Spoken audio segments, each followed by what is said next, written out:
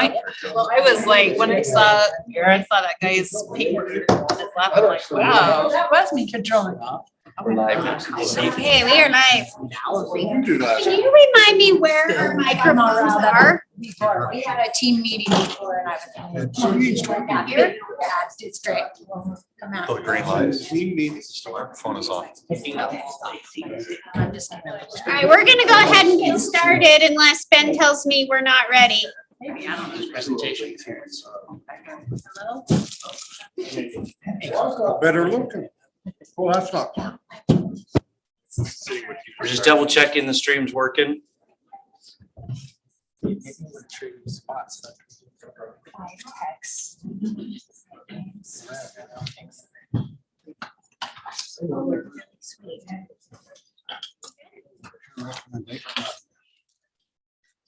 Thumbs up, double thumbs up, Steve. Presentation versus presentation. All right, we apologize for our late start. We're just dealing with technology in a room, but we're in a little bit of a different room, and so that has offered some technology problems, but I understand we are online now. We welcome everyone online with us and in person. Today is Tuesday, April 19th, 2022. It's just a PDF. Waiting for the chatter to die down. All right. Today is Tuesday, April 19th, 2022. Let's start with Terry indicating who's here. Harry Bodden. Speaking. Julie Jackson, Nicole McDermott, Chris Wynn. Bridge 9. And Karen Winder. We have some senior staff here as well. Connie Burgess is here. She stepped out of the room. And Clark may or may not be able to join us. He got held up at something critical at work. Okay, we do have a few items on the consent agenda. We've had a few days to review that. With that, I'll entertain a motion. Motion that we accept the consent agenda. I'll second. We have a motion and a second on the table to approve the items on the consent agenda. Any questions or discussion, board? All in favor, say aye. Aye. Any opposed? Motion passes unanimously. We have 3 items on the study session agenda tonight. The first being a Title I discussion. We have Dr. Aaron Wilson, right? Will you state your title because I'll mess it up? Yeah, Director of Organizational Effectiveness. All right, so he's here to lead our Title I discussion. Turn the time over to him. Thank you, board. I'm thankful for the opportunity to present to you.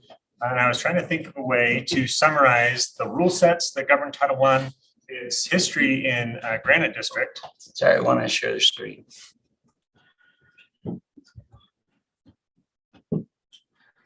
Need help. So much help. Terry, I want you to go do it. Terry's really good at pushing buttons. Are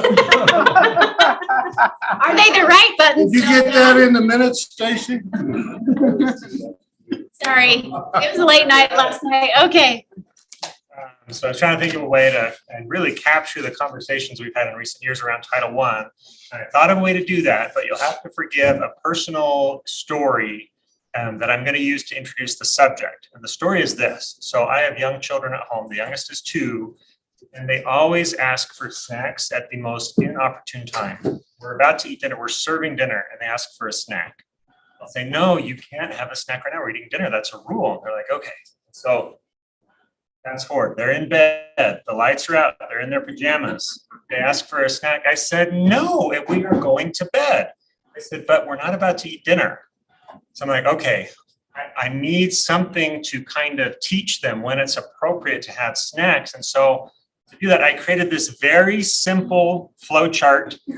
It's okay to have a snack at home. We tape this on our pantry. It's been there for years. As you can see, it's quite simple for a 2-year-old or a 5-year-old to really just understand the rule sets of snacks. So I answered this as a fun way to introduce our topic tonight. There are legitimate rule sets that govern Title I and how we decide which schools to serve and then how we choose to fund them. And so I created this flow chart, which actually has more merit than the previous one.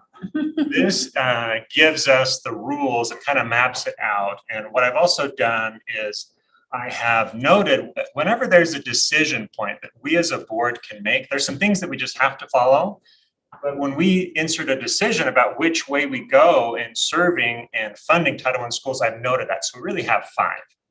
And so I thought this would be a good introduction. I'm going to walk through this diagram here right now. So very first on the top left, we as a district, before we give money to our Title I schools, we decide, or we have to set aside things to fund as a district-wide program. That's providing equitable services for our private schools, serving students experiencing homelessness, neglected and delinquent, fair engagement, et cetera. There's some other optional set-asides like supporting schools in turnaround or improvement, preschool, instructional coaching. So once that amount is determined, then we start by saying, okay, let's look at what schools are eligible. Do we have schools above 40% poverty? And if the answer is yes, all right, we can serve them with Title I funding.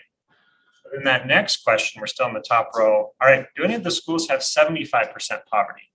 If the answer is yes, not only can we serve, we must serve a school if they have 75% poverty. And so in that top row, then we know our eligible schools, the ones we have to and the ones that we can choose to. That's the first process. You know, what we then have to do as a LEA, and this is decision point 2 or task 2, we rank those schools, the most impoverished at the top of the list, and then we go down and we determine the cutoff line. It has to be below that 75%. We have to serve some, and we could choose anywhere between that 75 and that 40 to determine a cutoff line. You know, the Department of Education doesn't give us a lot of hard and fast rules here, but 2 points of guidance that are listed in this box. The first, however many schools we designate as Title I, they must receive enough funds to effectively operate a Title I program. Title I meaning closing that poverty gap. And then the second guideline is, well, we as a district should carefully consider the needs of our highest poverty schools. So once we determine that cutoff line, then it's kind of simple from on that next step is, well, if that school's above the cutoff line, they're a Title I school. If they're below, they're not. Now, points 4 and 5 get into the weeds with high schools. Now we have that list, right? Now for high schools, now we're at decision point 3. If we have any high schools whose poverty is below 75%, we have 3 options. So the first option is we could say, you know what? We don't have to serve high schools. We're just not going to. No matter where their poverty lands, we could choose to exclude them. Nationally, that's what a lot of districts do. The second point is we can. Even if it's above 75%. No, if it's above 100, we have to. Okay. Have to, yes. But below, we can choose to exclude. And do we have any schools that are above 75, No. high schools, I mean, or secondary schools? Secondary Granite Park is above the 75%. And it's the only one. There's elementaries that are. Yeah, and there's plenty I of. just meant of the secondary. Yeah, But I- specific to high schools, 0 and 1 junior high. Granite Park. Right. And so as we're looking at that list, then we have 2 other options to consider in the case of high schools. Right? The second is, you know what, we're going to base our decision whether we allow a high school to be Title I on how we look at their poverty data. The second point is we're going to look at their poverty or determine their poverty by what their own high school students fill out, right? And then the third point is saying, well, to determine whether they might fall in that ranking, we're going to use a different proxy measure for poverty. We're going to not look at their own poverty measures. We're going to look at the elementary schools. So that's a projected elementary pattern. And those are Feeder elementary. yes, thank you. Feeder elementaries in that school. So those are our 3 choices relative to high schools. And after I share that last one, I'll kind of walk through this in the lens of how we've applied these decisions to Granger and Concord High School. So I'll get into some specifics. Right now, we're describing the rules that we have and options that we have. Last week, Clark had some questions because last week we were talking about fees. You have fees and how someone applies for fee waiver, and then you have free lunch. In the Title I world, free lunch is what the poverty measure, not fees. Fees is a separate piece that's determined by the principal at the school using W-2s or pay stubs, etc. Free lunch percentage is submitted to Child Nutrition Services. They do calculations by federal guidelines to determine that. So qualifies. So remember this decision point 4, whatever we've decided about whether we're going to include high school or what poverty we're going to use to rank them. If we decide to include high schools, or if they naturally fall on that list, we have another nuanced decision point of how much money we can give them. The first decision point is we can say, well, we're going to, wherever they fall in that rank, we're just going to serve them according to the PPA, or their number of students living in poverty. But if we wanted to give them a little bit less, we could choose the second option. We're going to take advantage of this clause the Department of Ed says that you could give a minimum high school PPA, which the footnote is you take all the amount available for schools, meaning after set-asides in step 1, divide that by all the students in poverty, and then that's the minimum high school PPA that we apply for each kid in poverty. So that's the fourth rule, the fourth decision point we make. And then the fifth one doesn't pertain to high schools. The fifth one says, as we're considering this guidance here, LEA should carefully consider the needs of highest poverty. We could take that ranking of the schools and apply a stratified funding band, meaning we could take a look and say, we're going to take this top group of schools, the poorest, we're going to give them a higher dollar amount than the rest. PPA wise. PPA wise, thank you. Higher PPA. So this is an analogy you could consider this kind of like a stratified or a progressive tax code, or we could fund more, a higher PPA, right, to those schools higher in the list. And that's allowable, and that's actually encouraged. So that's our rule set.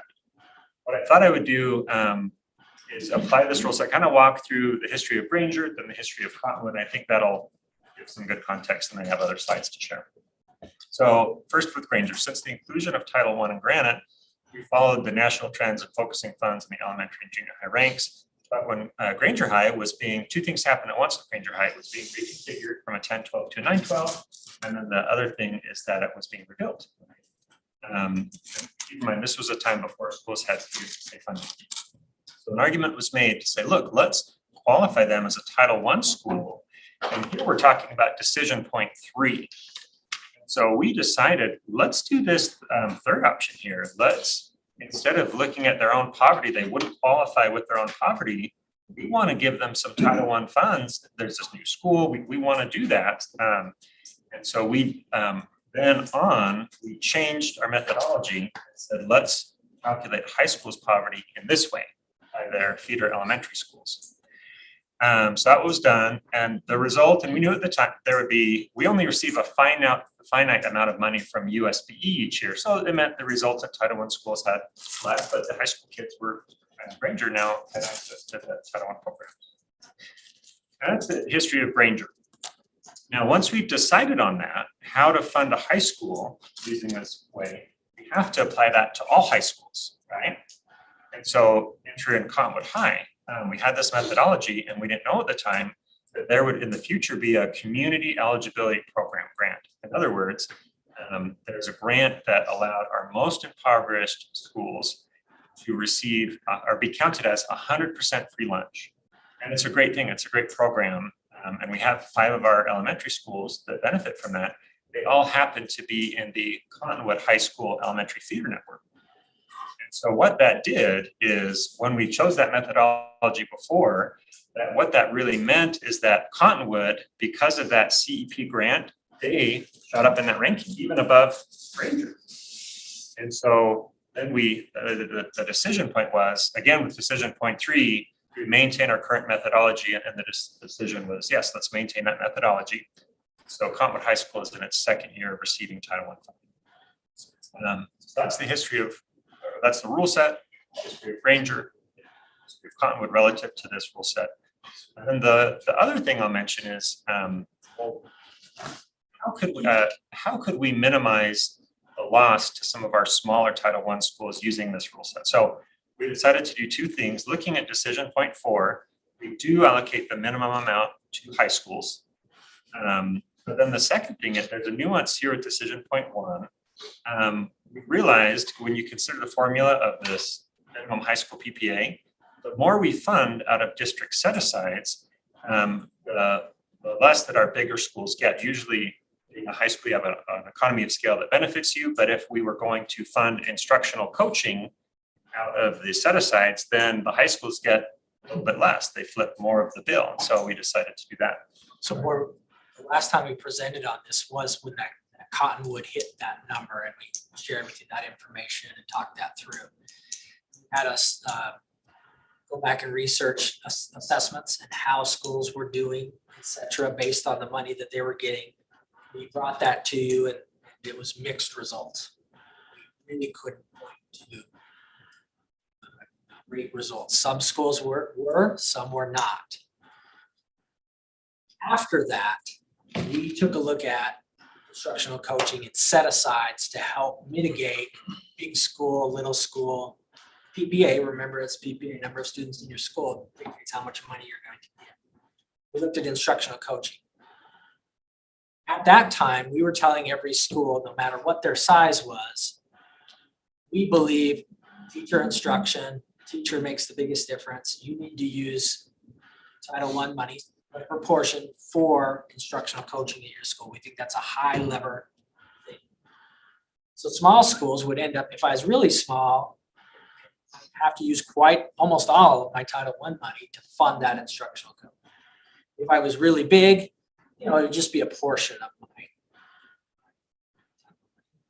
What we did to try and alleviate some of this big, small stress was we just said, we're going to set aside the money for instructional coaches and then divide out the Title I money.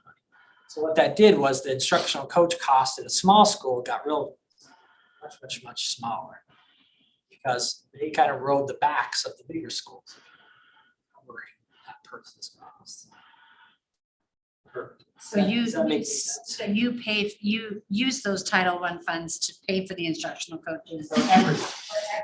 Everyone These set regardless.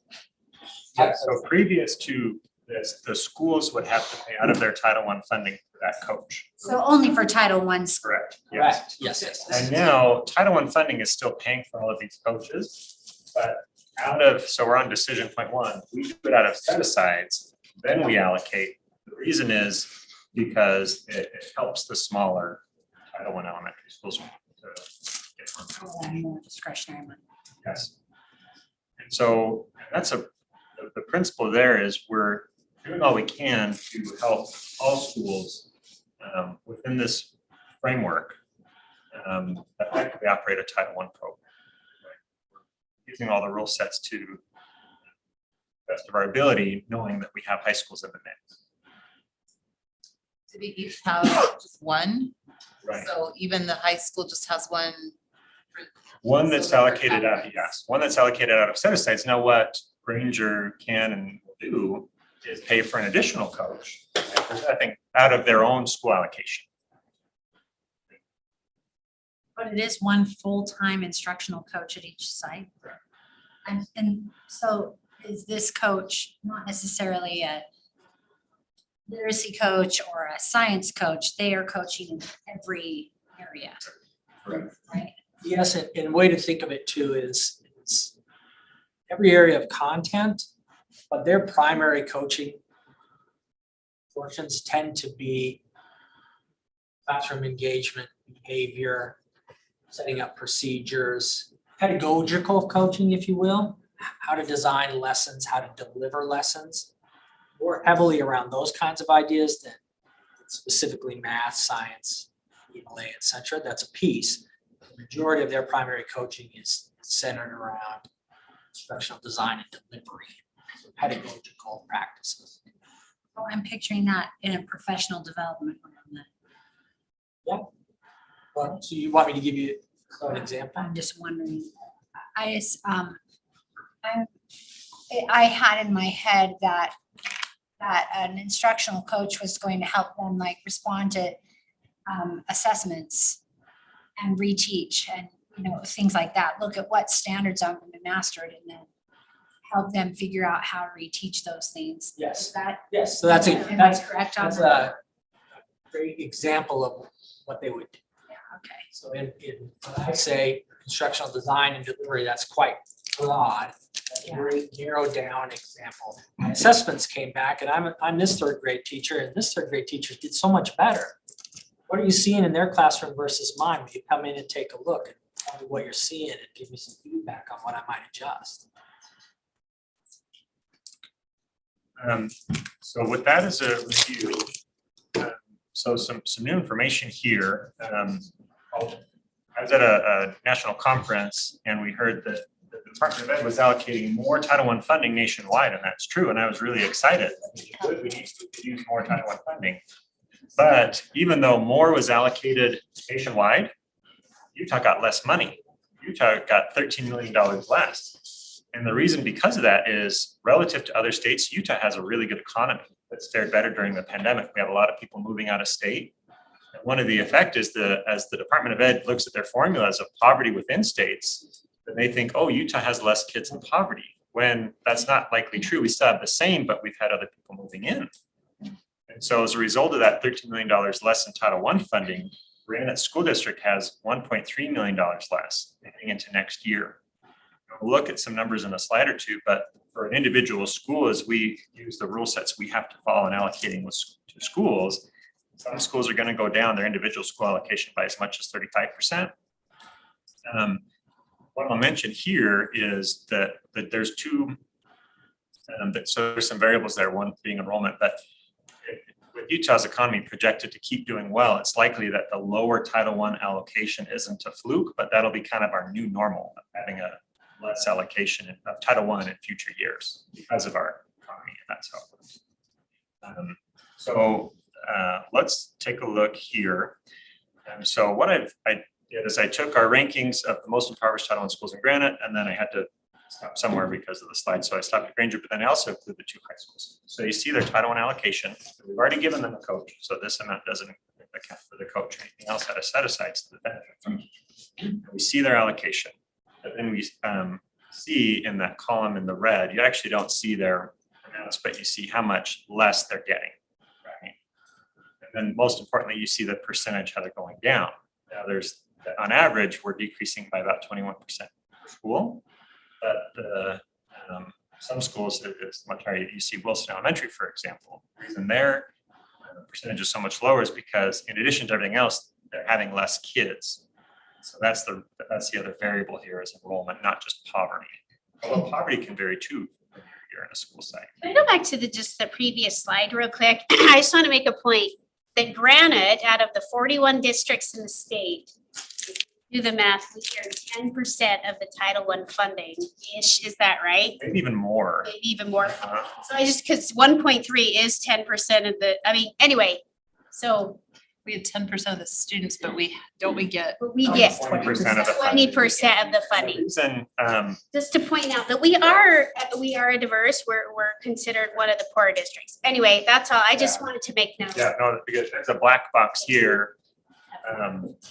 No, but we receive a sizable amount of, we receive a plurality of the Title I funding of the state.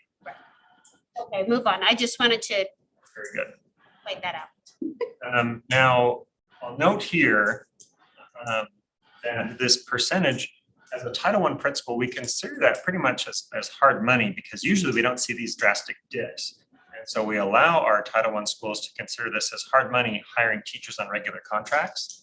And so what we've done to prevent teachers being surplused from our Title I schools is we used ESSER funding next year to prevent that surplus situation.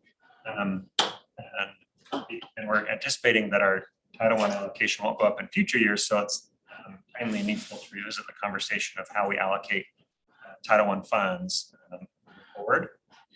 So as we're exploring that, I thought it was useful the next two slides to borrow language from the previous years where we had Dr. Dunn Rollins talk about the pros of keeping it at the high schools. And so I'll go over that review. So to capture some of the previous conversation about this, but there are certainly pros, there's benefits of funding Title I high schools. There's 4,800 students in those two schools combined, many of whom are at risk and need additional support. And the Title I funding that is allocated to them fund various initiatives, which you can see, engagement, recovery for educators, after school reading, counseling and social work, instructional coaching, mentoring. So there are certainly pros of using that Title I funding, using our rule sets to ensure those students have some Title I support. If I might, could we go back one slide? Just so the board, crystal clear and board's aware, we don't get our Title I allocation until staffing is usually done. So in the spring, HR goes through staffing, looks at enrollment numbers, principals look at the pots of money that they have. You consider Title I hard money. Many elementary schools use Title I for a half of a teacher to make sure that they have solid numbers. We had that, and then we received our allocation, which was down 1.3.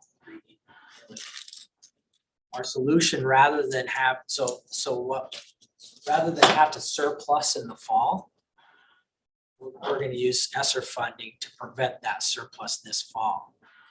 But if we stay with our current model, which includes high schools, they're going to have to make some adjustments going into next spring staffing. They're not going to be able, the Title I schools are not going to be able to fund that half teacher or teacher like they have in the past. So we're buying some time because we got this Title I allocation later, using ESSER funding, but we're going, no adjustments are made in how we apply our rule sets. Elementaries are going to have to reconcile these percentages. Where they're often realized is half a teacher to a teacher. And also, I just want to make sure, is this all of our schools currently that are? No, dot, dot, dot, 27, yeah, there's more. Yeah, so that it would continue. We couldn't fit them all. Yeah, well, it was really small. I'm like, No, I appreciate it. I just wanted to make, because I was like, this doesn't seem like what I remember. So I wanted to see. 27. It's 25 elementaries, 2 high schools. Oh, well, Or is it 22, 20 and high? 3 junior high. Oh, that's right. And I forgot junior high. 22, 3, and 2. So we look at the cons of designate Title I high schools through the lens of what small schools can receive. So small schools lack this economy of scale, and so with less money, it's more challenging for them with that effective Title I program. Now, alluded to the fact that a year ago we explored, well, what's working? How are we using the funding? How it can be used effectively? And there's some mixed results. Since then, we've delved in and looked at both done some internal research, and one finding is, while it's true that there's a lot of variables in how money can be spent effectively, it usually rests on leadership and strategy. But we found that there are some tried and true things that are hard to mess up, that when you invest in that, you get positive outcomes. And so I'll slide to that. And in essence, it's investing in, or the best return on investment is in education. So we studied schools that invested in early education, both by increasing the duration and lowering class size. Now, you go above those grade levels, and it could have outcomes or not. There wasn't a strong correlation, but if you look at investing in early education, we saw consistent positive gains. So that's a safe bet or a safe investment. And we considered KEEP, the cadence math, cadence, and we looked at all schools, both Title I and non, and we found that if any school did that, there's certainly gains. But those gains were more pronounced in Title I settings, presumably because they in poverty, and not that kids in poverty can't achieve at high levels, but they often have not the same opportunities. And so if given that opportunity, then they can go back, utilize those services, and then be ready for the next grade level and catch up. Can you speak specifically to what, like, that with math? Good. So getting into the weeds there. So we looked, one example was OEK. And so The duration. The duration. You got That's the class duration. size and duration. Yeah. So really, duration, what we're saying there is holding dinner. And then we looked at school outcomes, and we even see within the same school, for kids that had OEK, they just shot up. When OEK is good for all students, but oftentimes they don't, half day isn't enough to close that gap. And what's sad but true is that students living in poverty, they're already behind in kindergarten. that was one thing we studied. We also studied, we looked at schools that invested in lower class sizes in early grades. And the I apologize. nuance, yeah, that's okay. And a nuance to that isn't just lowering class size, it's increasing the adult to student ratio in that room. Sometimes that's aids as well. Yes. So when we lowered that student to teacher ratio in lower grades, consistent gains there. Those same gains weren't as or inconsistent when you go higher grades. Right? So kind of tried and true, hard to mess up as you invest in early lower grade levels, then you see predictable positive outcomes. So I'm glad that we had this in the interim from last presentation to this to explore that, because last time I was saying something a little different. I'd say, well, it really just depends on other stuff. There's no one thing you can spend your money on that gives you a predictable outcome, but the research there is, and it's early prevention. So Erin, in most of our elementaries, are they using their Title I funding on full-day kindergarten? Many are, but not all, because they don't have enough to fund. To fund a part-time, that second part. They don't even have enough for Title I funding. Well, kind of goes back to that, and I was tempted to include the slide that Joan had last year, but it's like, okay, do I do after-school program or summer school program or additional paras? Oh, yeah, you have to prioritize. And some like, oh, I've been around long enough to know OEK gives us this outcome. But even then with that good thing, sometimes it's hard to prioritize that with the limited. So then I guess a part of this conversation, Dr. Nye, is how does the full-day kindergarten legislation, how is that going to impact us, and how does that impact this conversation, right? Which Yeah. we don't have to talk about here. I know that conversation's coming, but And we did receive a kind of a final allocation for those full day K funds, and by formula, we allocate based on the schools that may have the greater need for full day kindergarten first, recognizing we're going to get another allocation next year, another allocation the year after, and adding new program. the real question there is to define need, right? Is it defined as need after Title I money, or is it No. before Title I You money? have to consider them separately. Oh, There's a supplanting, but there's a supplanting law, the Department of Ed says is our methodology can't be, oh, these Title I schools have a grant that already gives them OEK. So we're just gonna know that and then base it around it. We can't do that. We have to use our Title I resources irrespective of others. Otherwise, we supplant or use these in place of other funding. so really, there's a chance that probability that these Title I schools, some of them will end up getting OEK funded through this legislation, and then they'll have more discretionary Title I funding. All the elementaries will get it. And then they All can of the elementaries will get get it? OEK from the state, and then they can use Title I funding to have two. We got enough to do I was gonna every say every single school. element. 22 elementaries. 22. Yeah, sorry. All the Wow, elementaries we- will. 60 elementaries. Really excited. Sorry. All the Title I elementaries Okay. qualify Will We be. just got too excited. because of their need, yeah. You'll have one OEK or all the classes will be OEK. 22 elementaries, not all elementaries, 22 elementaries, because their need is the greatest by formula. State says, here's your OEK funding.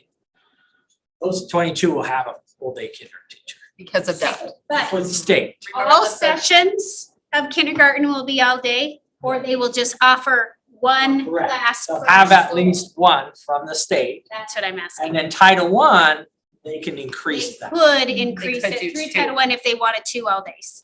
Right. And most all of them do. Okay, that gets down to. Yeah. I was Title appreciating I that. Schools now have at least one classroom Yes, all day. yes. Many up to. Because we're not supplanting, we're taking that and then Title I's increasing the opportunity.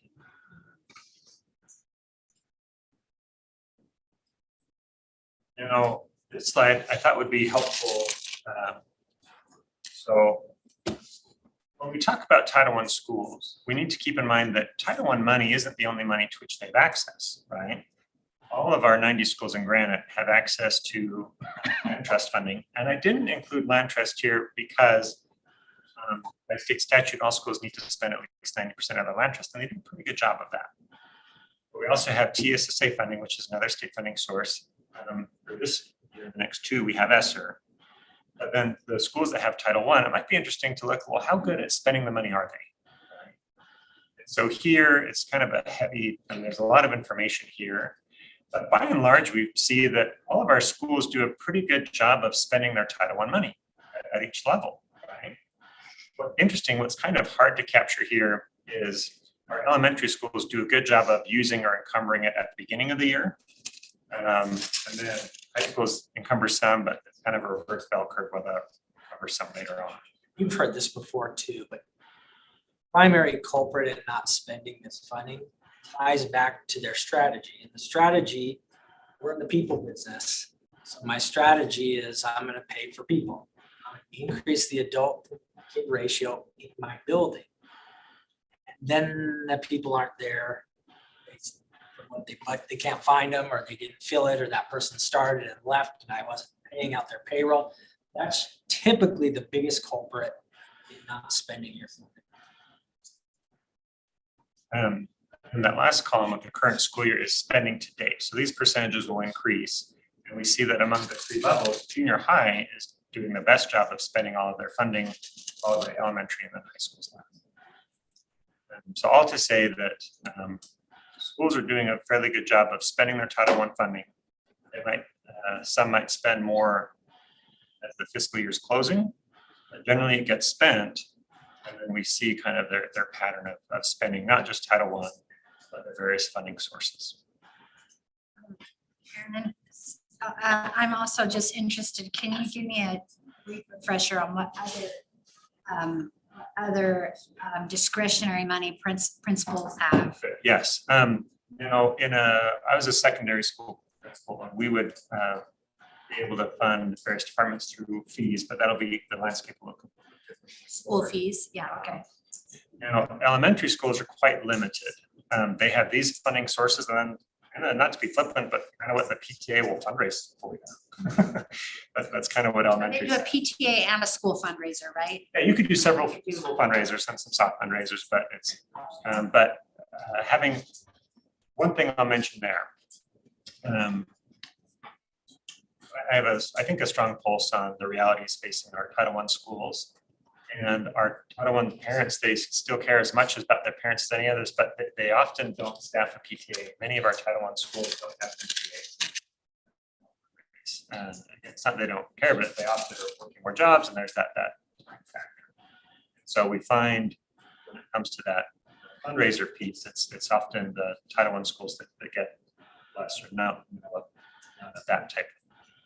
There's also fundraiser fatigue in Title I schools, meaning, okay, maybe the PTA does a rock star fundraiser and then the families don't want to see another fundraiser till next year. So when the school tries to run one 2 months later, there's some confusion, like, wait, I just supported one, so I don't have discretionary funds to do both. So there's a little bit of that going on in Title I schools too.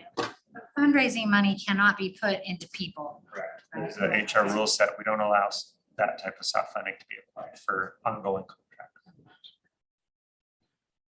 And the last slide that I prepared here is we looked at the poverty rankings from this fall. And this is a listing of Granite schools ranked in terms of poverty, with most impoverished on the top going down to lesser impoverished. The metric used is students in the school on free lunch. The two schools bolded are bolded because they're high schools, and also their poverty here is calculated by the proxy measure of their elementary feeder schools. Now, the schools on the left are colored in that tan color if they are currently a Title I school. Now, the reason that you see some interspersed schools at the bottom that aren't Title I is because there's normal fluctuation of poverty percentages. And most years we have what are called bubble schools. And because the poverty in their community fluctuates, so does their ranking. Federal rule set allows us to have bubble schools for about a year to see if they get back in that rank order. But we had a unique opportunity to freeze the Title I ranking during the pandemic because of the uncertainty of what the actual poverty numbers were because of the free lunch waiver. But next November, we're going to get a list that'll look very similar to this one. And what's likely going to be the case is that we're always interested in that those schools come towards the bottom because there's winners and losers when we decide where to have that ranking, where we as a district decide to cut off and say, you're Title I, you receive this funding, you below this line do not. And again, that's only one decision. It's also how we consider high schools. If we said, you know what, we're going to either not include a high school or fund them based on their own poverty, then it's a different conversation. So if we took those 2 high schools out theoretically, would all those, I mean, we would have the option to get those in white, counted as Title I, That's correct. essentially is what you're saying. So Oh, that's, and then some. An earlier presentation that Commissioner Durden said is he calculated that a high school is equivalent to 14 elementary schools. Because you're serving Granger High School specifically, because it's the number of kids. Granger High has over 2,000 kids in poverty. That's over a dozen. Now, I don't know that decision as, not the decision, but entertaining that thought, you likely wouldn't want to max out, right? Because one of the guidance from the Department of Ed is whatever schools we decide to qualify as Title I, we need to make sure they have sufficient resources to address poverty, right? And that's hard to quantify. and I'm not saying that's what we want to do. No, I just wanted to make sure in my Understand. mind I'm understanding What's the trade-off? what the trade-off would be or could be. But that would also be only funding them at minimum, right? At 500 or whatever it is, the minimum. So that we could include 12 if it was the minimum amount. Yes, so the things we're playing with is number of schools, but if we only fund if those 3 were funded and high schools were not included, all of those schools PPA would increase, right? This idea of where you draw the line is important. Because you as a board know this, you hear it a million times, and it's that the pie is the pie. And how are you gonna divide that? So where you're setting that line, you're having to think in the back of your mind, how much is enough? We could go a lot farther down and everyone else just gets a smaller slice. So it's what size of slice makes the difference. Because there is a point where it's so diluted Right. that there's really not a benefit. There's a diminishing. And so that is direct. Because if you move it up, the bad part is you're cutting off schools from any money. The good news is anything above the line has a little bit more significant money to make a difference. And a thing to keep in mind with that too, that helps you decide that is elementaries operate in 0.5 FTE increments. So that 0.5 FTE opportunity to balance is a big deal. in Elementaries. So this is an important decision point and nuance is where are you going to draw the line? And also the one thing that I was, I don't know, in a meeting or something with an outside group, could have been a bank. I mean, this was years ago, and they said to me, we only can help Title I schools. So as badly as I wanted for, like my neighborhood school to be able to receive something, oh no, we can only fund and help Title I schools. And so it makes it bad if we have fewer Title I schools, then these larger corporations can give to them. And there are lots of local schools that can get. Especially in our school district where so many schools are 40+%. It's in another district, to be clear, Everyone, it would be above the line. Yeah. Because we're a poorer district, we could draw the line, what is it, at 60, Aaron, help me out, 60, Well, what percentage-ish is it drawn at? yeah, so if we consider free, it's 50%. If we consider that line to be, or the poverty metric to be free and reduced, it's 70%. 70, okay. Um, So a lot of districts would qualify schools that Yes. just because we are a poor district, they're not, And again, they're below the line. and nationally, the trend is to include high schools. For that reason, is because if you're going to serve all of the eligible schools or majority of them, High school is a really big player. They have a big economy. And we had a in-depth conversation, what was it, a year and a half ago about It was that between- January. This is January last year. And so all to say that this coming November, we'll see what the ranking is. And we've already, what it is for this coming school year. We decide in about January, December for the coming school year, right? But any decision point that is to be made or not made, we're talking about the 2023-2024 school year. To make that decision or know what implications would be, we receive 2 points of information about a year from now. In December, we know the updated rankings. We also will get information from USP to say what our allocation is for the 23-24 year. But it's not early, it's later than we want usually. But that kind of will give us the landscape. But I think it's good to kind of become aware of this because there are some decision points that will likely need to be made because of schools falling out of rank order and the natural fluctuation of poverty that We posed the high school question to the board. And the board wanted some additional time and data to truly decide if that's the route we want to go. We thought we were really smart in our set aside solution to help solve that problem for the small school. That was why the high school question came about in the first place. Then we got cut 1.3 million, which brought that question right back in. well, with knowing what our allocation will be for 23-24, it's possible that economy continues to do well relative to other states that go down by even more than that.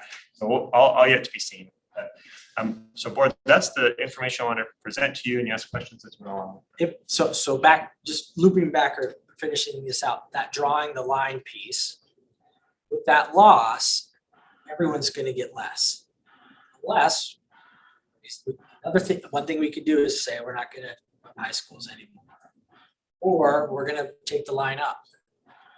You and you are no longer gonna receive Title I funding so that everyone still has enough slice of the pie to be able to do something. You need to make that decision. Because ESSER is preventing surplus for next year, We solve for we solve for Solve this the- coming year.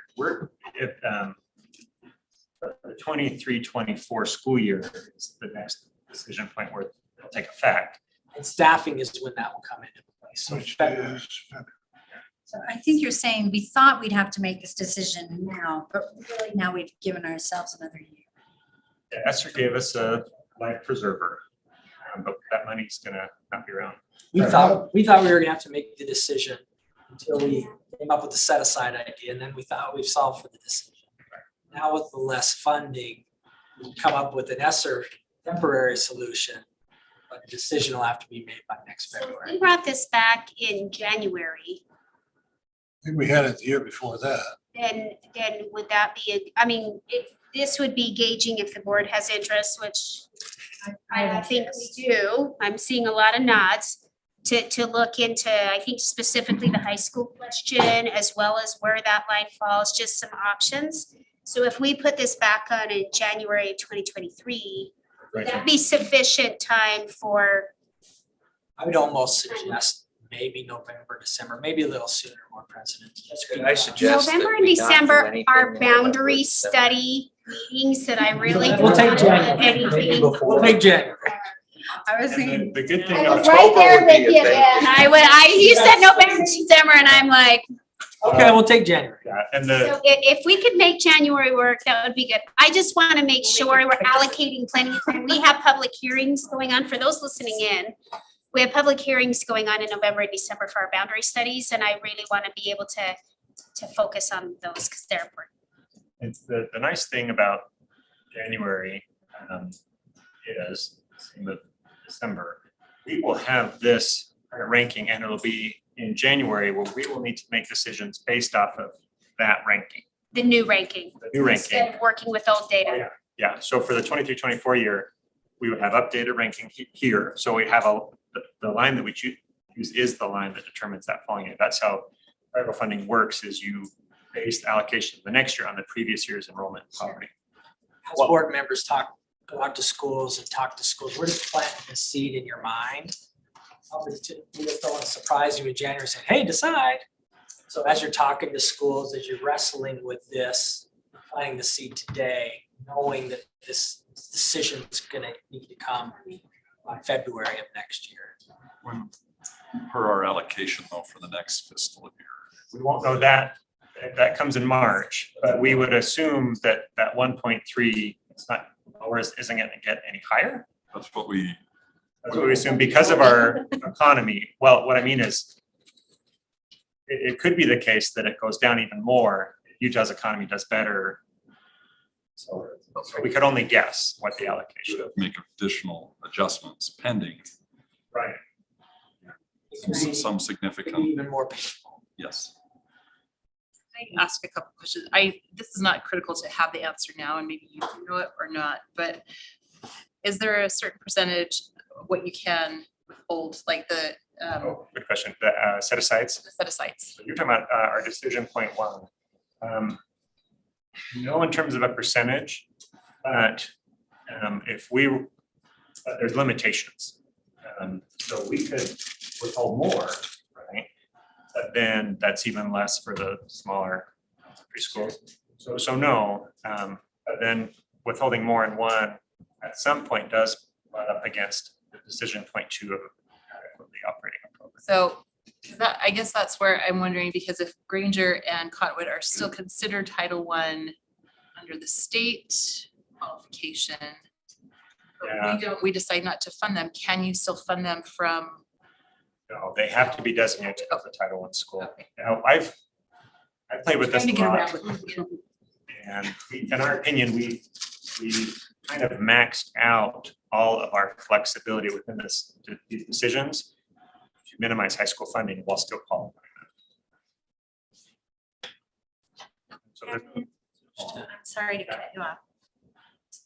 Since last year, this has been on my mind all year in every school I've been in. And I've been asking principals who I know are in Title I schools, so what are you doing with your Title I funding? And I was I was just didn't know what I thought before, but as I've talked, I'm leaning so much more and appreciating how this impacts that K-3 crowd. And so as we go through the next year, as we know, the drawback is that we have 2 very needy high schools. I mean, it's not like they don't need that funding. They really use it. And I remember that last year you told us what they use that funding on. And that would be really helpful again I know, I think I want to know, Cottonwood would lose an assistant principal and they'd lose this program and they'd lose, that's the level of weed that I want to know. Just when you come back, I think that would be really helpful in making the decision. And especially to hear from those principals again, like last year we heard from, at least Terry came. And Dr. Dunn, we had both principals kind of saying, hey, how do you use this money Yes. to benefit? That was really helpful. I just wanted to put a plug in for that for, 8 months from now, and I'm sure you'll remember. Rich right there, so, yeah. Along those same lines, can you maybe dig into the weeds also on, before we started funding the high schools, what those elementaries used it for and what had to get yanked? What they lost? That would be only. Yeah, starting in 09. I want Or even at least once Cottonwood was started funding Cottonwood, Oh, yeah, that's easier. seeing what programs they lost and the impact that made. But for our own conversation, when we're ready, I'm prepared to then do the next portion of the check-in, but not this other. Aaron, I'm considering having a snack. Can we go back to the Yes. chart and see? There's no a lot of the time. 10 out of 10 is There's a no. lot of no in there. It's not finding a yes. Because you're away from home. Oh, okay.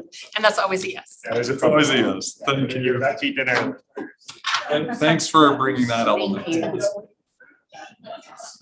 Can you share this so we can? I know, I'm thinking of. Absolutely. Hey, you know what? It looks totally different. With that there. I was gonna say. It just has 3 letters.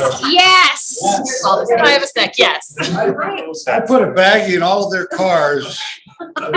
They go home.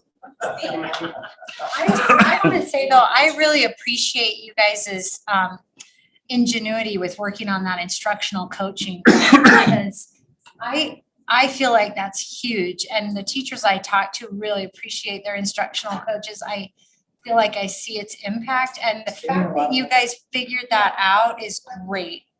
I did Aaron with that idea. Yeah, no, that was good. So I don't know how to maximize this. So this will be the view for the presentation, unless Jerry can help me with the technology. No, it's okay. Okay. Google, how do you help? So earlier, or just now, we talked about how ESSER funds would help us address the potential surplus in our Title I schools. So let me share with you how we're doing with spending our ESSER funding. First, when we say ESSER, there's really 2 different funds that we're discussing. There's ESSER 2, which expires September 2023. ESSER 3 expires a year later. ESSER 2, we really can't use it for capital expenses, but ESSER 3, the rule set's more inclusive, so we can. Now, the total allocation of ESSER 2 is 43 million. Allocation of ESSER 3 is more, it's 97. How we allocated the ESSER 2 money is we essentially split it in half between district initiatives and allocating the other half out to schools to meet their needs. And then for ESSER 3, we're splitting that into thirds, district initiatives, capital projects, and then school allocations. And those numbers are rough, but that's some differences between ESSER 2 and ESSER 3. Capital allocations are not everything capital wise. It's things that would have to do with health and safety. Windows, HVAC, cleaning supplies, even some cleaning equipment as well. So not rebuilding certain places or anything major, just smaller capital. So we haven't been able to use ESSER funds on any of the, like, because I know we've had to replace some of our air conditioning or the Chillers and. chillers, and we haven't been able to use any ESSER funds on that so far. No, chillers are a comfort issue, not an airflow. Need though that they're breaking down more because of the airflow or the volume of air that we're trying to push through. Yeah, as we knew going in, we stressed the systems by running fans more often. And harder through the other filters, but there's light at the end of the tunnel. There's some good airflow projects that are funded by ESSER 3 that they'll talk about later. How did you come up with the district initiatives? How did you? There's a flow chart, I'm sorry. Go back to the. Right? No, how did you do that? Because some think, well, bad districts. Send it, Fund. send it all to schools. They can use it. Yeah. The counter argument to that is no, they can't. You're giving a lot back. So even when you look at our current ESSER spending out in schools right now, we're not spending it all. So there was this element of trying to land on the right number there, but we also had some district project needs. And what people, the big bag district narrative will say, what's a little bit unfair with that is a lot of the projects that we do are helping out schools. For example, we're funding additional people who are going to go out and work in schools. So those district projects aren't just, hey, we need more chairs in the district office only. They're district projects that are assisting a lot of schools. And I appreciate what you've done. I think the public who is listening needs to understand that because those questions are out there. Yeah. Oh, yeah. So if we don't spend all that money, what happens? So if we don't spend, for example, ESSER 3, let's say September 2024, and we have X amount of dollars not spent, then we give it back to the treasury. But our goal, and part of the ways that I support our schools, is to make sure they're spending it not only wisely and within the allowable rule set, but they're on pace to spend their amounts, right?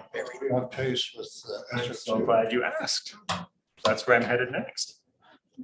If unless there's other questions relative to the slide, but we've mapped that out for where we're at. Thank you. So if we look at our district projects, keep in mind ESER 2 expires September 2023. We've spent of these district projects that are going to help schools, and it makes more sense for a district director to have ownership in how the project is helping schools. We've spent or encumbered 71%, 29% still not spent or encumbered yet. So when you think about September 2023, we're on pace to spend it. We won't have any concerns about spending our ESER 2 allocation. And keeping in mind also, ESER 3 is more liberal, or there's more use cases for ESER 3, so it'll be easier to spend that money. Now all of the categories here on the right, rather than reading them, there's a visual here. So again, this pie chart is the previous information. We're talking about district projects that have been spent, covered, and ESER 2. We're finding that teachers and substitute teachers, again, there's no teachers here in this setting. These are teachers and substitutes going out to schools, right, to support them. Counselors, social workers, psychologists out to schools. That's the illustration.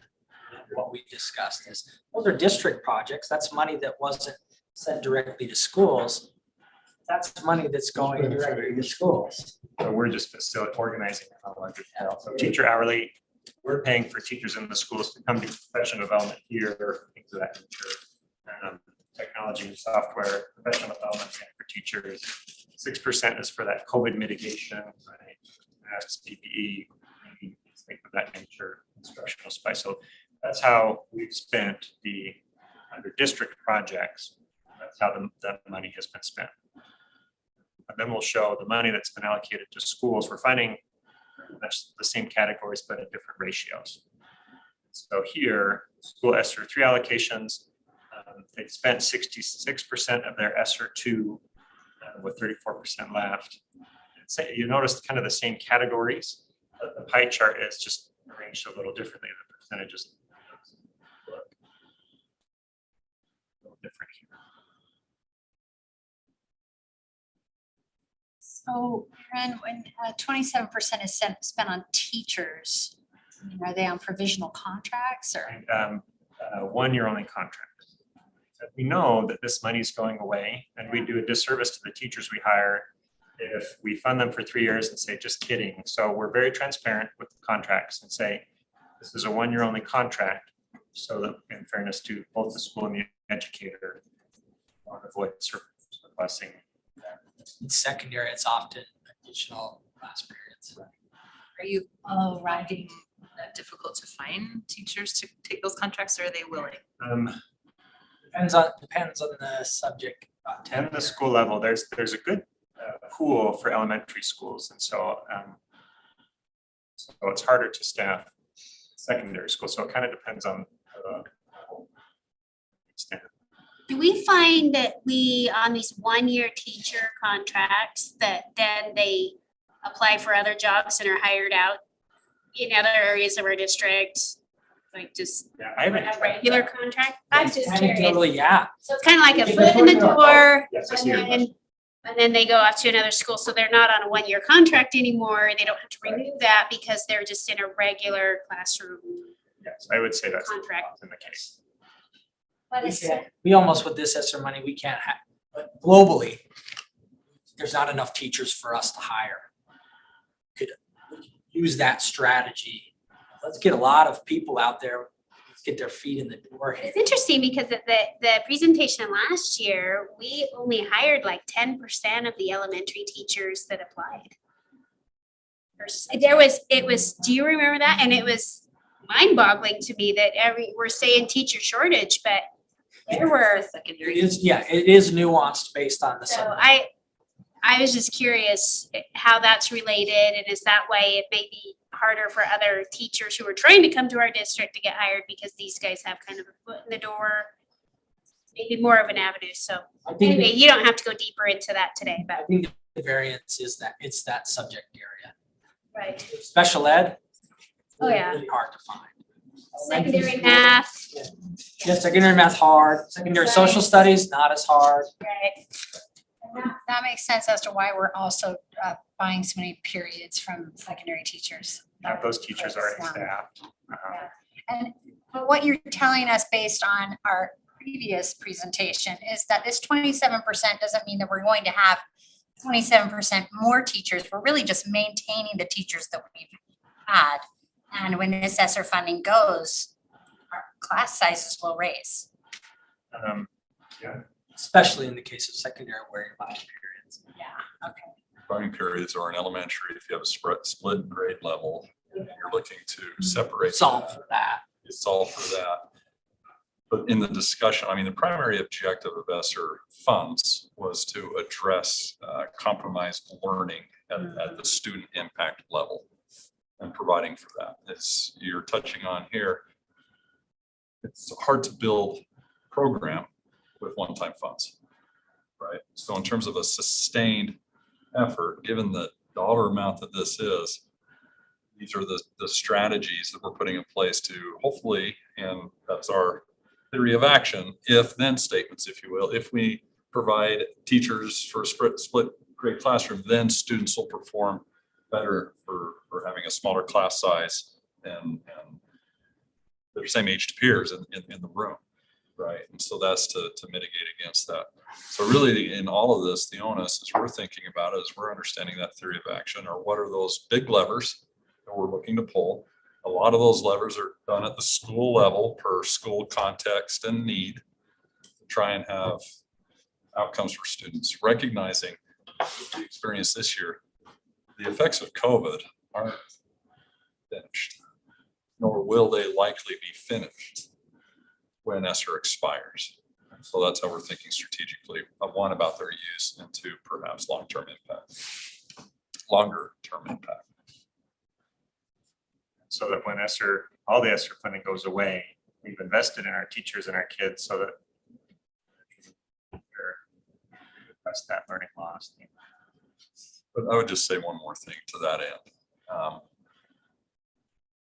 If we have student level impact data that would suggest the investment of these resources in ESSER dollars is to that positive impact, it definitely gives us an opportunity to have a different discussion when we talk about funding allocations, even at the state level, right? So it's like, what, 2 or 3, 4, maybe a handful of strategies that we've shown to be very successful under this significant amount of money that we would like to see continue on post ESSER.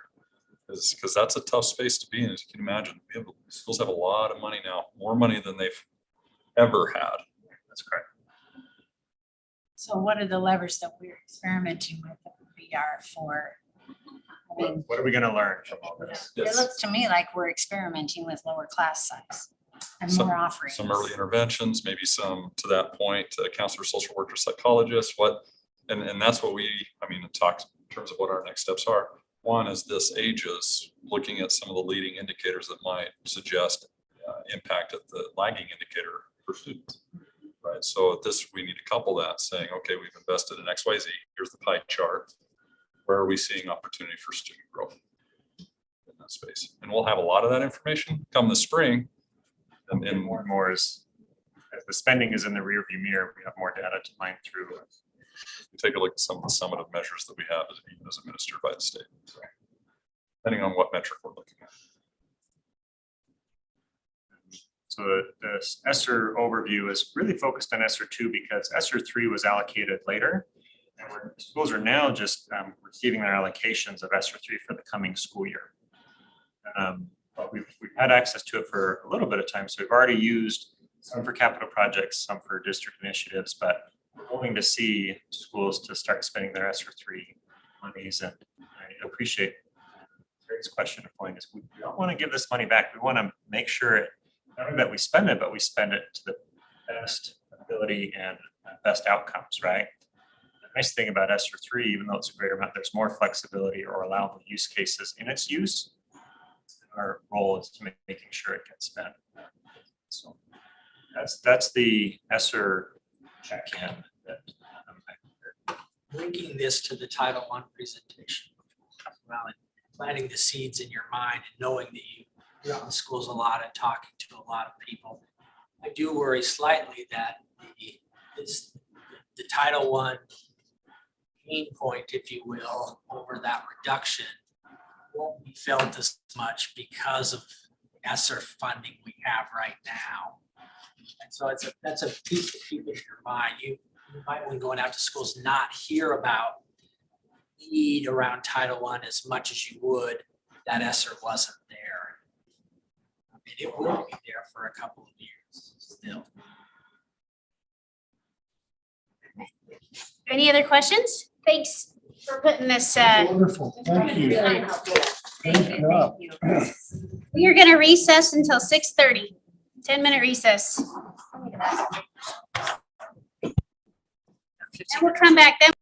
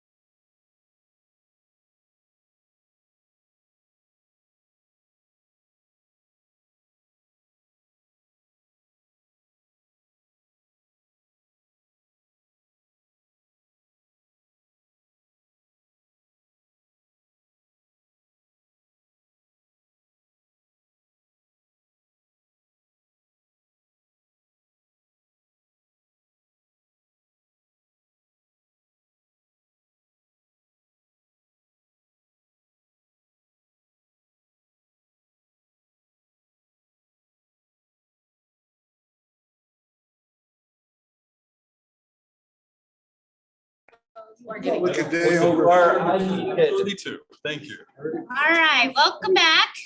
Just a reminder, we are in study session. Today is April 19th.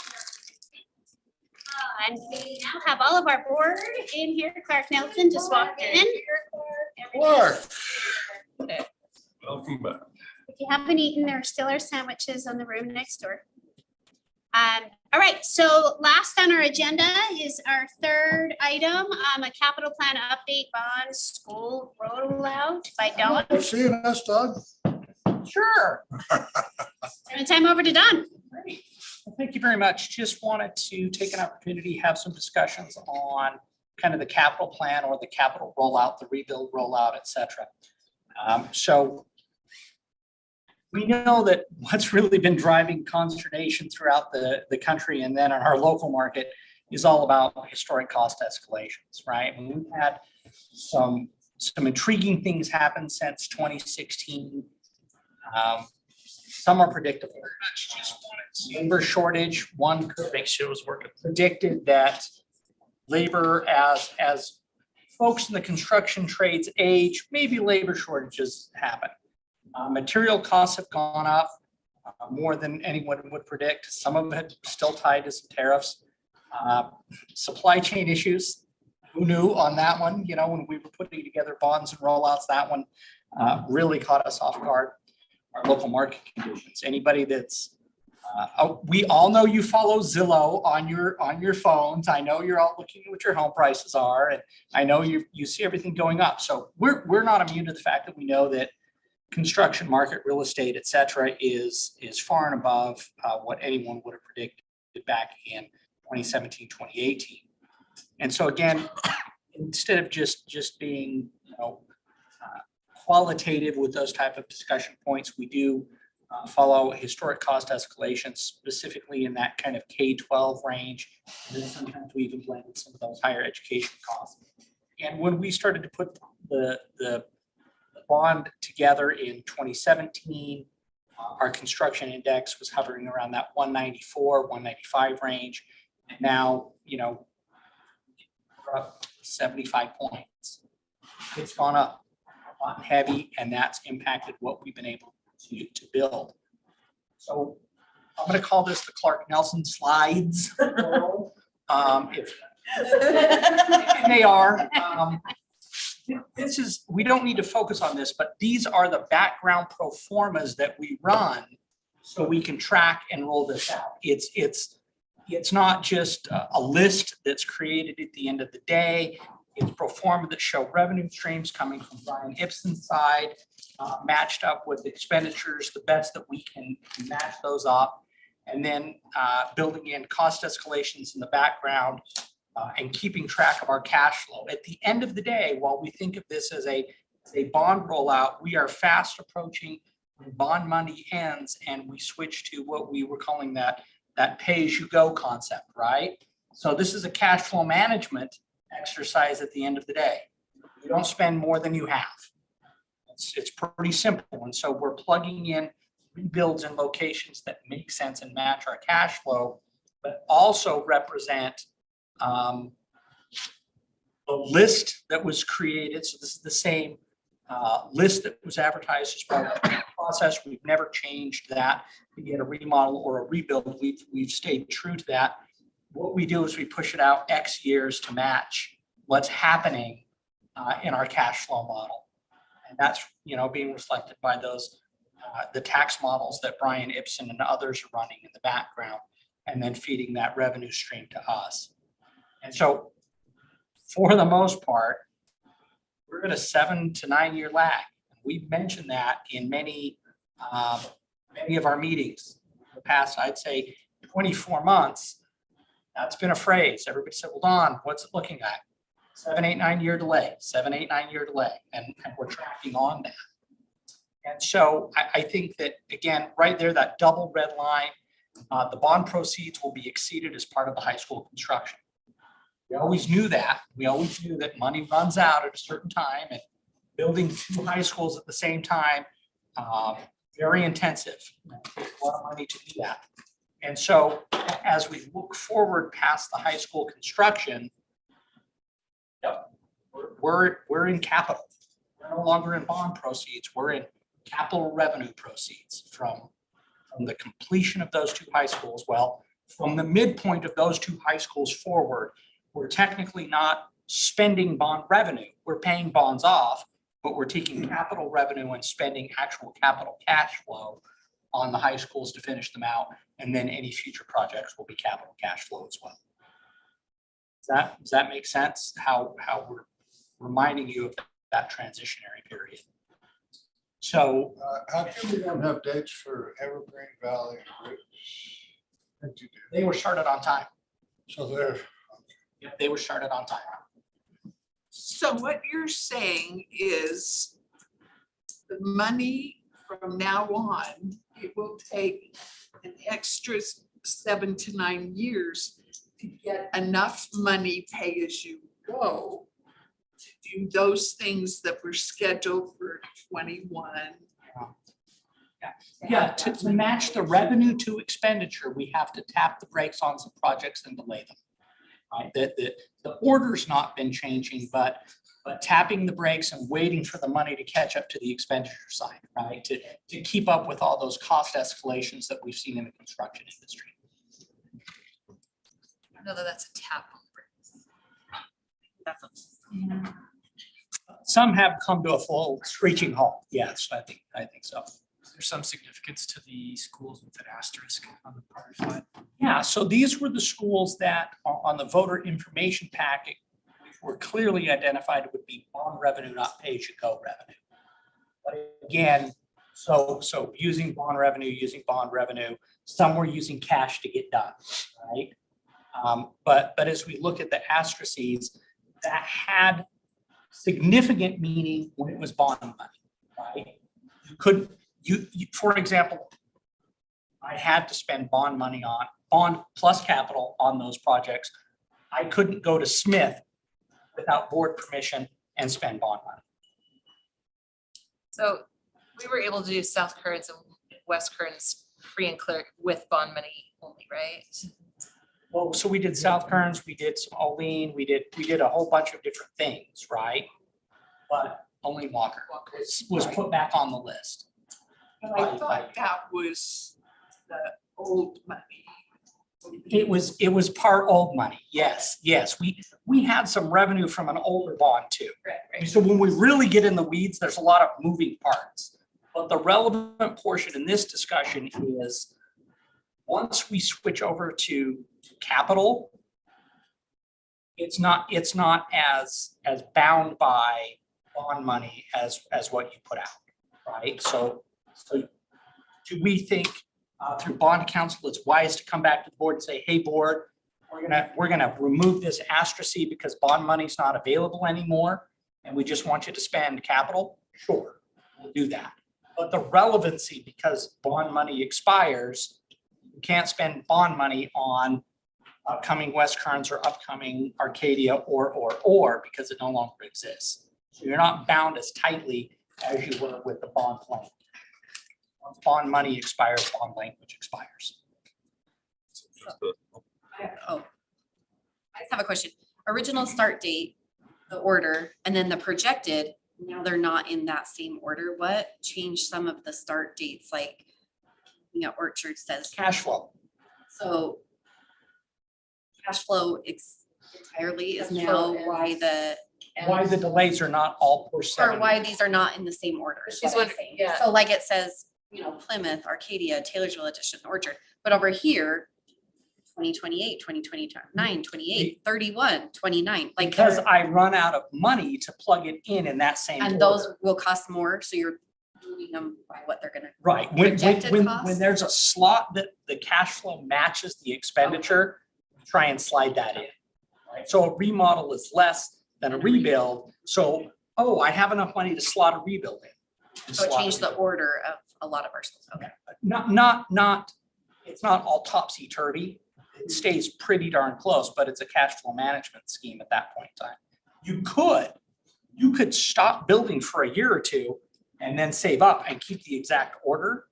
That doesn't necessarily seem to be the most prudent if you want to deliver a remodel or a rebuild to an area. And we would push out even further if we paused to save money to do everything. So I mean, I would, yeah, if you wanted to keep the order, we'd push out 10 or 12 years. So this cash flow management allows us to keep moving proactively throughout the community. So they were moved by how we could. How are you gonna communicate that to the community? Because they have the lists. It's new ones. I mean, we could publicize it. We could go about different ways. Right now, we're on hold until 2026. I know. So it hasn't been top priority to go out and say, okay, community. And When they'll start hitting, the communities are gonna be upset. no, you could go back out and have conversations. How, are you talking about that, how we're gonna communicate that? I've talked about with Dawn, getting this up to date so that as we go through these boundary studies where these questions come up, we have up to date information that you as board, as you invariably I've seen probably on average get a question or two a month, have some good information to relay to your patrons. Am I planning on going out and touting this and putting out a press release and holding a press conference? No, I don't think that's, I think everybody recognizes there's some historic unprecedented cost escalations. Once what we've been waiting for this data to get, and this is a complex thing, is Dawn's been trying to put the puzzle pieces together on the financing of long term with appropriate conservative estimates on inflation and growth down the road that are not unprecedented like we've seen. So my expectation is we're going to put together a handout that in the next few weeks with this updated information, publish it on our GSD Future website. And as we continue to get those questions, we'll share this information with those communities. And I think that's great, because the public is gonna ask that.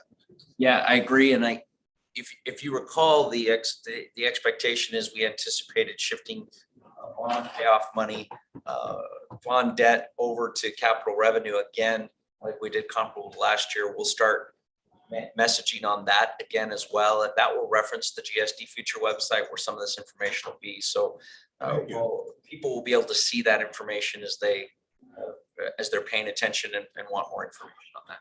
That's great, thank you. But to another talking point, Don, you may just go a little bit deeper, the rebuild versus remodel and the cash flow, and then the order associated there. Looking at the list, seeing some remodels and a rebuild right next to each other, slated to be started, and now they're a year. There are some minor changes being on that. Those two schools, one's a rebuild, one's a remodel. So in our way of thinking, do we want to pause two schools to save up for it? Or do we want to advance a remodel? And it's almost always the remodels that are infilling in between. And if the board feels strongly that they want to match that exact order, we can do that. It just means you're slowing a remodel down just to match a list. And I'm not sure I know that's not the best for the facility. It's not the best for kids' answer, but it's best for keeping a list. So I decided let's have this conversation by slotting in the expenditure when the expenditure made sense and we had the cash flow. And recognizing that when we get to that point, that comes to the board, we have that discussion, we lay out the pros and cons and look at what was previous and factor in, and then we start messaging community about specific projects and their. So you want the board to make that decision rather than. Well, capital projects, yeah, to that end, we can make some recommendations as we do, but for that expense, that's gonna come. And it's informed by that context. But it seemed like that was kind of in keeping with the board's desire to get projects done as quickly as possible, even though they're super delayed. Yeah, a little jumble of a year or so probably mess things up. And that graph represents that. Well, and I appreciate this because we do get calls, some very frustrated that, you said when we passed the bond that, this school was going to be rebuilt starting this day. And then for a while there, we didn't even have any data to say, hey, go to this website and get an updated timeline. But now we have it. And quite frankly, as depressing as it is to look at least it can manage expectations. Because a lot of times, if we can just communicate the problem, put a new timeline out there and say, hey, we're just as frustrated or probably more frustrated than you are with the delay in your area school being remodeled or rebuilt. At the very least, we have a new timeline that we can guide people to, so they can spend some time navigating that website and wrap their mind around where we are. And again, in complete transparency, pro formas change regularly. Revenue projections turn into revenue realities, and you put that in. Construction costs turn from projections to realities, put those in. I mean, we're trying to model on a regular basis as best we can. This is, as I always say, we have an okay crystal. Remember, the crystal ball used to be good for 5 years, fuzzy at 10. We're good for 3 in this market. We're fuzzy at 5. And so we really struggle with crystal balls right now, just trying to get things matched up. But having Brian spend a lot of time with that, his revenue projections was really important. That was a really hard piece to tie down and feel comfortable that we're reviewing models regularly in capital meetings, and scratching our heads thinking, does that feel right or not? And we had to wait to get decent data, and we're at the point where we felt, yeah, okay, we can pro forma this out and see how it goes. Since much of the timeline, and Dawn touched on this, much of the timeline for the projects was in the voter information pamphlet. We're working with bond council, and we'll bring back to the board a recommendation as to how to make that adjustment. Because it was in the voter information pamphlet. So that'll be an action item in the near future. Thank you, Monty. I'm going to go through more detail on this slide. I just want to ask about the boundary studies bullet there. Sure. So I just want to make sure, one of the great things that all the feedback that is being gathered about the boundary studies we're doing right now, people always have these great ideas about that involve capital projects of how to make the boundary studies. So everyone's just so happy because they have some new whatever. And I want to make sure when I respond to them, I'm saying that is not a part of, like, that's not on our calendar. And so we aren't considering that because simply our fiscal hands are tied on them. I wonder what you would say about it. I'm not sure what you're asking, but let me tell you what this bullet. When we were out doing all of the open houses, listening to voters, working on the bond, in every single open house that we held, and there were several dozen, the comment was, hey, you're not just going to go rebuild or remodel a school if you don't need that school, right? And we said, well, of course not. If that doesn't need to be in the portfolio, why would we? They wanted us to be responsible and say, if you don't need it, don't do it. And that's the reaction of this bullet, which is, if we don't need a school, or we don't need a remodel, or we're not going to just go do it just because it was on the list.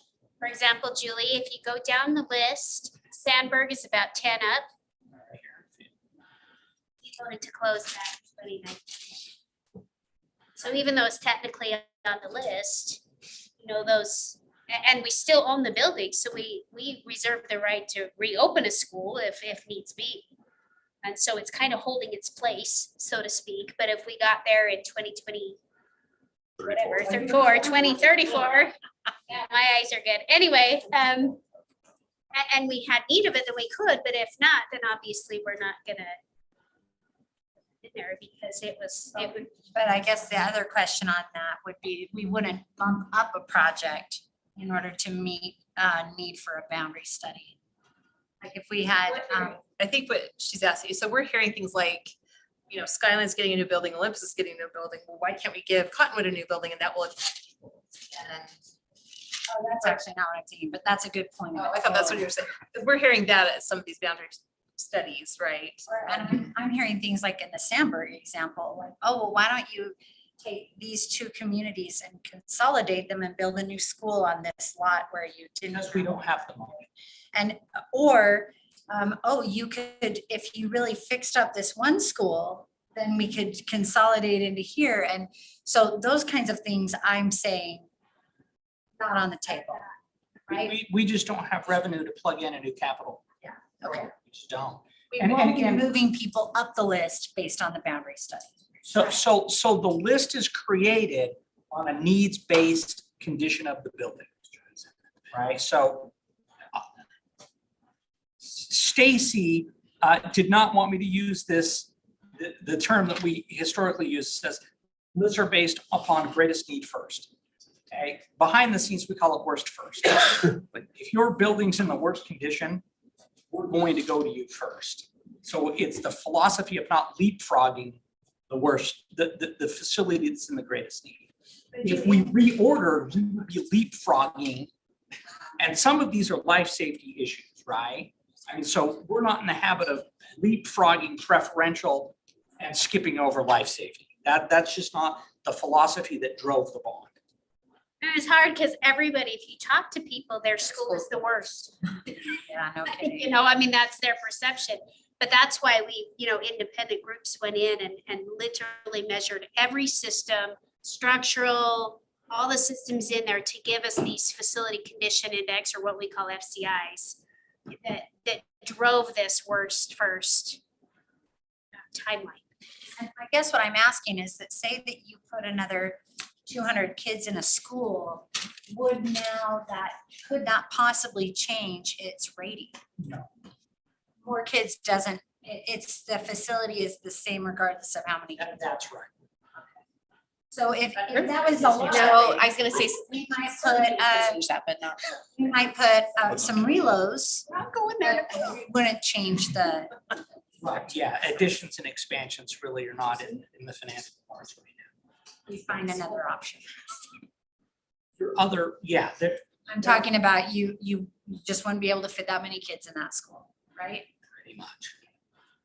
That's not to say you couldn't all parallel, let's say it's 2034, you're looking at the schools and facilities, you're looking at this list saying, okay, we are going to consolidate some schools. We're slated to project this rebuild anyway. And why not run an analysis to see what that impact would be. So, You could parallel consolidation and the school or schools happen to be on that list already. And that's a great opportunity to maximize it. really But is. bringing a new school into the platform just doesn't match with the cash flows as slated. You'd have to, as a board, frankly, go out and raise your capital rate higher and higher to get that revenue in if a new school is plugged in. That third bullet could also be that in parallel. We're looking at a couple communities, consolidation is need, and oh, by the way, they're slated to get a new build, new elementary. And then we go out and market. But if they're not slated for a new build for 10 years, then it's not really relevant to the boundary study. If the boundary study occurs at that time. Not our current boundaries. Like our current boundary study. No, not current, that there are no- future, So, down the road, future boundary study and also project. rebuild. that'd be great if those could coincide, guys. There's opportunity. I think it's reassuring to the community that we're trying to work off this list in the priority greatest need in terms of worst first. And so when we do go out and do these studies, we have heard people upset that their school project has not been addressed yet. But to be able to say, hey, we're getting to that as fast as we financially are able to do so. Point in time, that the only way to speed that up is to raise taxes, and that's certainly not something the board has inclinated that they're willing to do. We're running another geo bond, right? So, That is- yeah, so I think when Yeah, as people soon as you realize say they're that, not- the people know. Okay. they're not getting skipped. It's just a virtue of the economic circumstance. Any other questions? I appreciate you putting this updated timeline. It is hard to look at, but it's necessary to be transparent in where we truly are. So These are really hard realities that we're facing. Economic conditions, so. thanks for your work. And Brian's. Again, thanks to Brian. Yeah, You'll pass along our thanks. So much I know he worked hard on this. Yeah, he had hair when he started. And now he doesn't. Okay. Tell him you said that. He knows, we joke about it. Well, thank you. Hey, do you have anything, Rich, for Dr. Nye? Do you have anything for us before we adjourn? All right, I'll entertain a motion to adjourn. Move. So moved. I'll say. Second, a motion and a second to adjourn. All in favor, say aye. Aye.